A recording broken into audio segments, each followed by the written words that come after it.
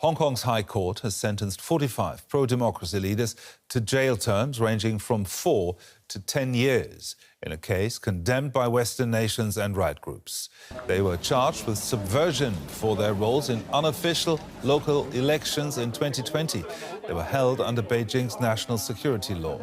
That was introduced in 2019 after pro-democracy protests erupted in Hong Kong. The law crushed the movement and reduced the city's autonomy.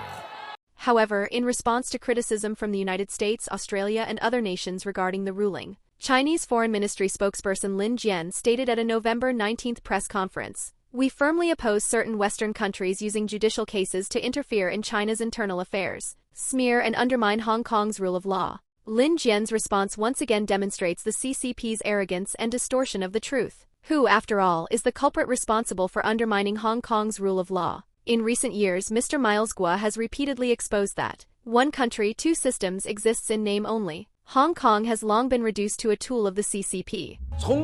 From China's accession to the WTO to the return of Hong Kong, to the 50 years of cooperation between the US and China, has any agreement been honored? Has any promise been fulfilled? The world must clearly see the true nature of the Chinese Communist Party. Deception, deception, it never keeps its word.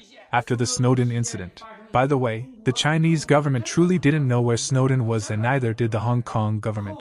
Later, a meeting was held, attended by Jiang Zemin, Hu Jintao, Minister of State Security Geng Huichang, Xu Yongyu, Vice Minister Ma Jian, and Minister Yang of the Second Department of the MSS. They believed that they couldn't find him because General Secretary Jiang ordered the withdrawal of all intelligence agencies from Hong Kong. It was decided to immediately send 3,000 intelligence agents to Hong Kong, and later the number grew to around 6,000.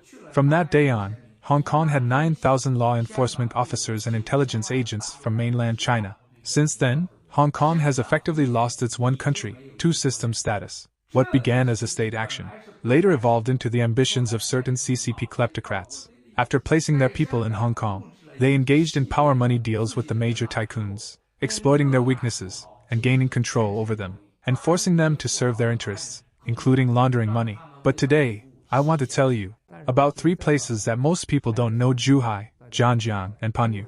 These areas are heavily guarded, with training grounds specifically for operations against Hong Kong. It doesn't matter whether the people of Hong Kong take to the streets or not.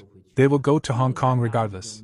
The CCP has no more patience to wait. It meant revoking one country, two systems. It has already made it clear there will be only one country, no two systems. At this moment, is Hong Kong still Hong Kong? It has already become a dirty port.